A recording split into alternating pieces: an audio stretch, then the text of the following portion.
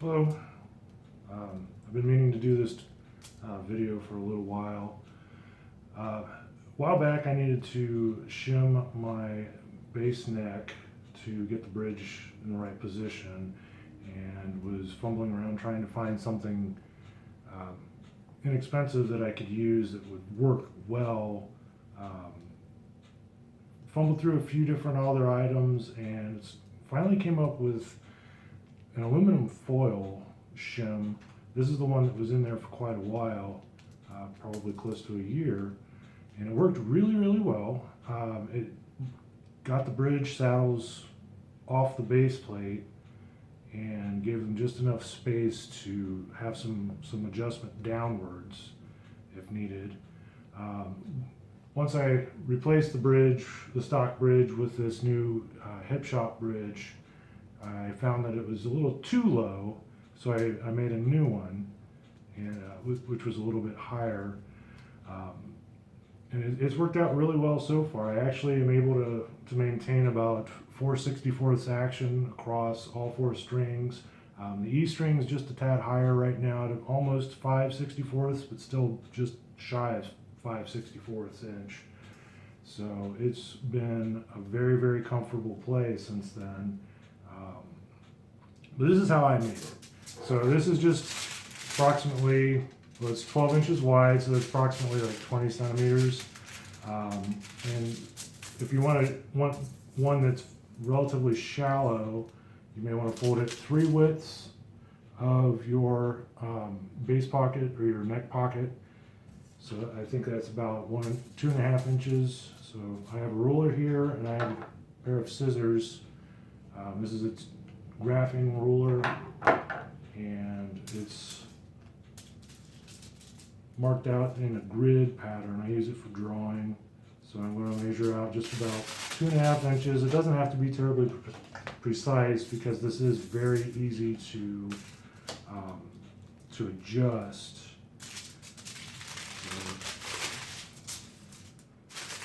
So one layer, and as you pull this off, this is just cheap aluminum foil you can get at any grocery store. As you pull it off the roll, it should be already 12 inches wide. So this is the natural width of the paper, or of the foil, and I'm just folding it 3 times, which is what I did for the shallower, and 4 times if you feel like you really need something, really need to give your neck a bump up. And the big advantage of this is that it's easy to fix, first of all. If your measurement's too thick, especially, all you have to do is take another layer off. If it's too thin, then you don't have to spend a lot of money getting a new one.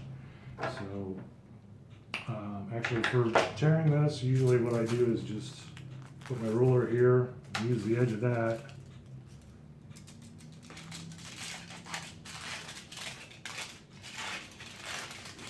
And it tears nice and clean.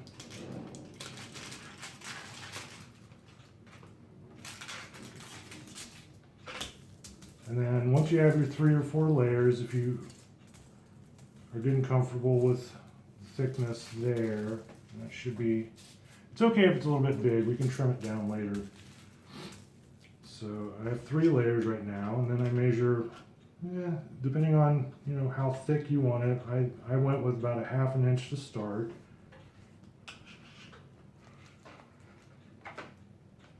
Again, it doesn't have to be terribly precise. The tricky part is getting it, keeping your folds going straight. So there's 1 layer. I'll do 1 more. And the ruler is mostly just to get the fold nice and even. Sometimes it likes to wander a little bit. And the advantage of the graphing ruler specifically is you have both parallel and perpendicular lines to keep track of your fold progress. So I've got 2 folds in, and now I'm going to extend out my fold a little bit, maybe another, 1/8 of an inch, doesn't matter so much, 1/4 of an inch. But what I'm doing now is making a set of stair steps. You can see, hopefully you can see kind of a line there where you can see the layer underneath. Now again, I'm going to fold at the base of the first fold, and every other fold I stair step out a little bit farther, about a quarter of an inch or so each time, trying to keep that nice and straight. And I compress it down a little bit. And it's a good idea to take your edge of your ruler and compress it down. This aluminum foil will compress a little bit when you put it in the pocket of your neck, but once it's settled and in place, and that should be pretty quick after you bolt it shut, it doesn't move anymore. So that's one of the big advantages of doing this versus, you know, something like paper, which will be as thin but won't be nearly as stable. Okay, and folding against the edge.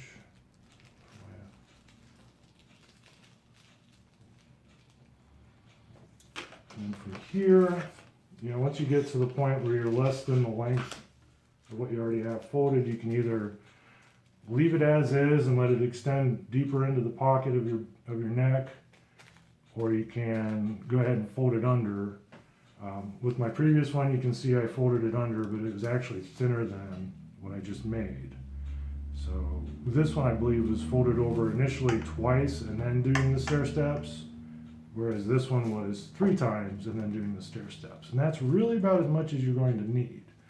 So once you get done to this point, you can fit it into the neck pocket, trim it to width with a pair of scissors, and that's really easy to do. And then go ahead, and what I did with this one and the one that's in there currently is I went ahead and nudged it into the corners of the pocket. You can see it's got a little bit of a dog ear here on the end, and it fits nice and snug into the end of the pocket. When I positioned the neck into place, it really crimped it into place finally, and it made a nice custom fit. You can actually, if you look very closely, you can see where the wood and the paint actually made indentations into the foil. So I didn't have to worry about that little bit of imperfection in the wood and the paint adding to the height. So once I put it in there, I set my screws back in, and as you can see, there are holes. I didn't drill those. I just went ahead and used the neck screws to just go right through. They did leave a little bit of foil debris in the screw holes, but nothing that I find to be concerning. So once I got the neck screwed back on, I made sure to press it down by hand so that it compressed this as much as it would, and then tightened it down as far as it would go. And then if you have never set a neck pocket yourself before, it's a good idea to get it all the way screwed tight, and then back it back off. Once you've tuned it up, back those screws back off by about a half a turn, starting with the closer to the end screws. Back these off a half a turn, back these off a half a turn, and then the neck, while it's in tune, will settle into place completely, and then tighten them back down as far as they'll go. And once I got it all set, like I said, it was very quick and easy. Nothing more expensive than foil, a pair of scissors, and a ruler, and it took me all of about 5 minutes, about as long as this video is taken, really, 10 minutes. So I haven't seen this trick done with anybody else, so I thought I'd go ahead and share it. And I'm sure that there may be some better ways to do it, but it works pretty well for me. I've had this original shim in there for almost a year, and it never strayed or moved or created problems once I had it completely set in place. So give it a try. If it works for you, let me know. If it doesn't work for you, let me know what went wrong, because I'm curious about any possible problems that it could cause. Thanks for watching.